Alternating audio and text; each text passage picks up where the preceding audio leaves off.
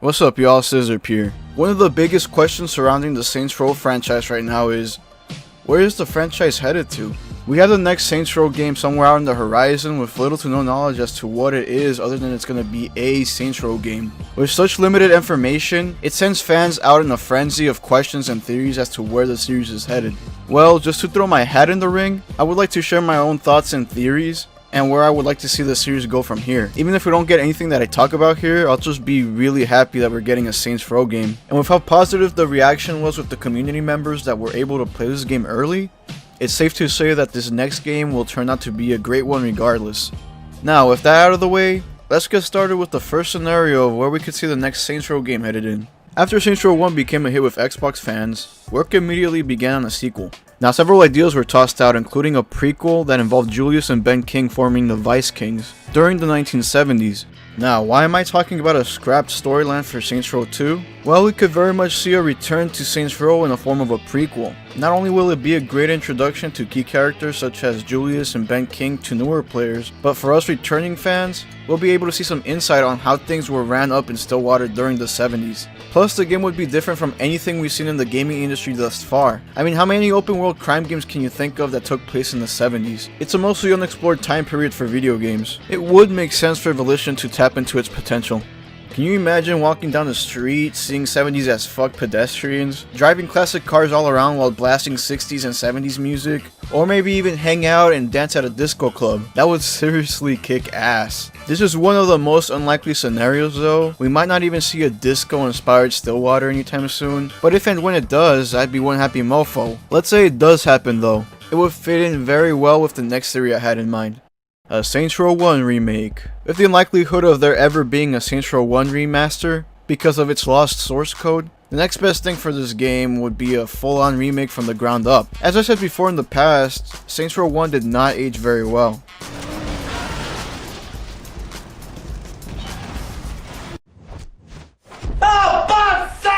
This would be a great opportunity to modernize the game and bring it up to today's player standards. This hypothetical remake can also have the opportunity to soft reboot the entire series by changing one thing and one thing only: the ending. Spoilers for a 15-year-old game. The ending of Saints Row 1 has a player blown up by a bomb that was planted by Julius. Yeah, so the big twist is that Julius betrays the player and, blah blah blah. But it wasn't always like that. In the original cut of the endgame, Julius is seen running down an alleyway as sirens close in, as if he was being chased by the cops. But due to development laziness, the wrong animation was accidentally played during this sequence, the one where Julius checks his non-existent watch, and was left in because they didn't want to go back and fix it. Wow, thanks you guys. So if this remake were to happen, maybe we can see somewhat of a branching storyline from the Saints, in which Julius doesn't betray the player and maybe saves him from being toasted. I mean, who knows? This can literally go anywhere. If they wanted to go all out and keep Lynn from dying, or even having Carlos's brother as a part of the storyline, I would be all for it. So yeah, a remake that would go on to soft reboot the entire series. I see this as the more likely scenario of all my theories. It might not happen the way I described it, but a remake would probably be a new leaf for Volition. Alright, but what could happen if we didn't get a remake of Saints Row, but Volition still wanted to cater towards the OG fanbase? Well, we could see Volition start off from a point after Saints Row 2. But hold on. Before you new school Saints fans tell me, why are you retconning Saints Row 3 and 4? Hold on, I'm not. Let me explain. Instead of getting rid of one style of Saints over another, how about we keep both styles? Alright, look, hear me out. Alright, instead of keeping the entire Saints Row series inside one consistent timeline within the same universe, we should split it up in half. Now, what do I mean by this? We take Saints Row 1 and 2, and we make them separate universes from Saints Row the 3rd, 4, and Gat out of HE double hockey sticks. This would keep both sides of the aisle satisfied. The OG Saints universe would be the foundation for the New School universe. So think of the New School universe as a parody to the original series. They could literally take those types of games anywhere. The problem we're still facing with is the game release cycles. Since we won't see any brand new games released as often as we did back in 2006 to 2015, the main question would be, in what style should the next Saints Row game be in? Well, if you ask me, the next Saints Row game should be set within the OG style, or in this case, the OG universe. Fans of the original two games have not had a traditional Saints Row game since 2008 with Saints Row 2. So if anything, we should throw them a bone, don't you think? But hold up, New School fans, you won't leave empty-handed. Volition is no stranger to DLC expansions. We could potentially see one or more expansions with this theoretical Saints Row. So an episodes from Liberty City type expansion set in the New School universe wouldn't be out of the question. Plus we'll end up with both styles of Saints Row within the same game. Now with the basis of the next hypothetical Saints Row game established, where could we see the story take place after Saints Row 2? With Dex still on the loose and at a high position at Ultor, we could possibly see Dex use his power to dismantle the Saints. Whether he climbs his way up the Ultor food chain and overtakes Griffin, or takes the money he made while working at Ultor and runs, we would see the Saints and their helpers being thrown out of Stillwater by this potentially unknown source and forced to rebuild from scratch in a new city, similar to Saints Row III's opening but only more natural. They would work their way up to later retake Stillwater from Dex and the gangs that overtook the streets while the Saints were absent. We would have two cities to explore and we'd finally get revenge on that Dex after all these years. Not this generic NPC wearing purple visor bullcrap we got with Get Out of Hell. Alright, so let's say Volition says fuck it, we ain't looking back. This would mean that we're getting a full-on reboot. I sure hope we don't. Or we'll be getting some sort of continuation from the point of either Saints Row III or Saints Row 4. If they do end up starting where they last left off in Saints Row III, that would mean that Saints Row 4 and Get Outta Heck would most likely be movies set within the game. But a continuation of Saints Row III would be problematic to some people, and I'll tell you why. The main issue that fans will take from the get-go is that Johnny will still be dead. I mean, after all, he was still killed off by the Morningstar at the start of Saints Row III, and since Saints Row 4 never canonically happened outside a movie, he would still very much be 6 feet under. So the dilemma here is that there would be absolutely zero way of bringing Gat back. Is what I would say if cloning technology wasn't already established within the canon. With the Save Shaundi ending being canon in this theoretical Saints Row III continuation, that would leave Ed Boy here alive and well. We know that the Syndicate had a hand in cloning technology, the same motherfuckers that cloned Oleg. With that in mind, I'd imagine Eddie would want an army of clones that would do everything for him, the template being someone violent, aggressive, dangerous, and we all know who fits that bill.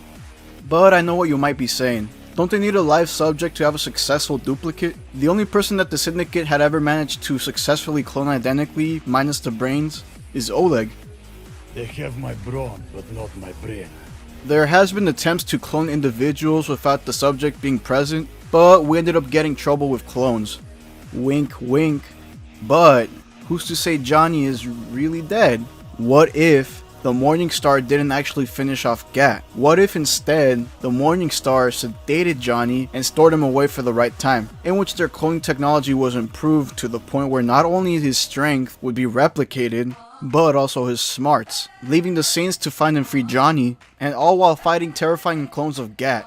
We can also sprinkle in a few elements of Saints Row 4 Prime into this theoretical Saints Row continuation as well. For those of you unfamiliar, Saints Row 4 Prime was supposed to be this next step forward for the series, before THQ crumbled, and Volition forced to rebrand Enter the Dominatrix DLC for Saints Row III into a full-blown game. We had a story planned out and we had a couple systems up and running.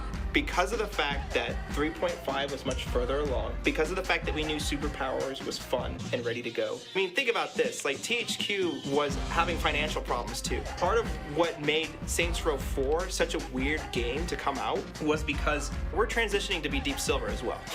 Yeah, the Saints Row 4 we got today was a byproduct of THQ's imminent bankruptcy. It wasn't even supposed to be a mainline entry to the series. The original Saints Row 4 was supposed to be even more ambitious than the game we actually got. If you want any more information about this could-be game and its inevitable cancellation, I urge you to watch the Saints Row 10th anniversary livestream Volition made on Saints Row 4. I'll leave a link in the description. But a TLDR version, the Saints visit a new city being ran by clones of the most evil people throughout history, and a clone of Gat, all made by Killbane. I mean, that's really the only way Johnny can come back to the series, because after all, what's Saints Row without Johnny? He's been our friend ever since the first game.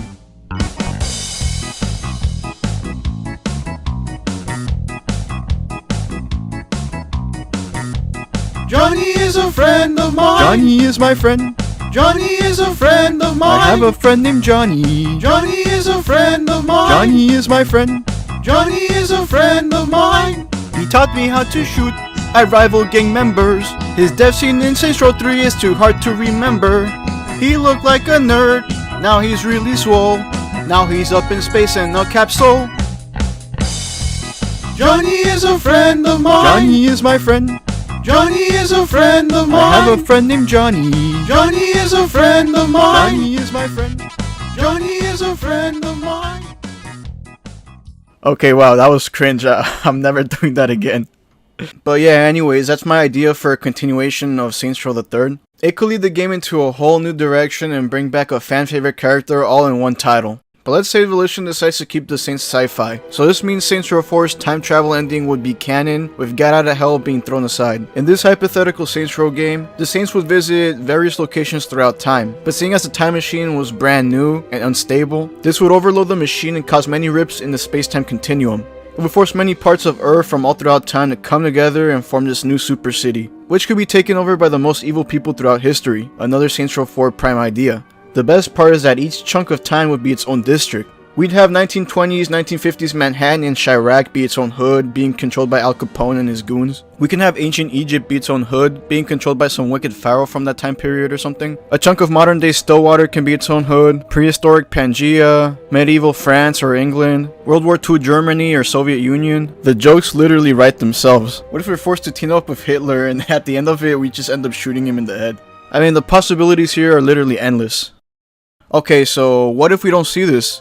What if we don't see any of this? If we don't, then we're most likely going to see a reboot. It sucks to think about, I know, but it could very well be a possibility. It would blow too, because think of all the characters that would potentially end up on the cutting room floor. That wouldn't be very cash dinero of them. But hey, if it happens, it happens. Like I said before, I'd be satisfied with any freaking Saints Row game at this point. What about you guys? What do you guys have in mind for the next Saints Row game? Maybe you guys have a out there theory that I didn't discuss? Feel free to leave it down in the comments. I'll be glad to read you guys' ideas. Well, with that being said, I think that's all my theories on where the Saints Row series can go from here.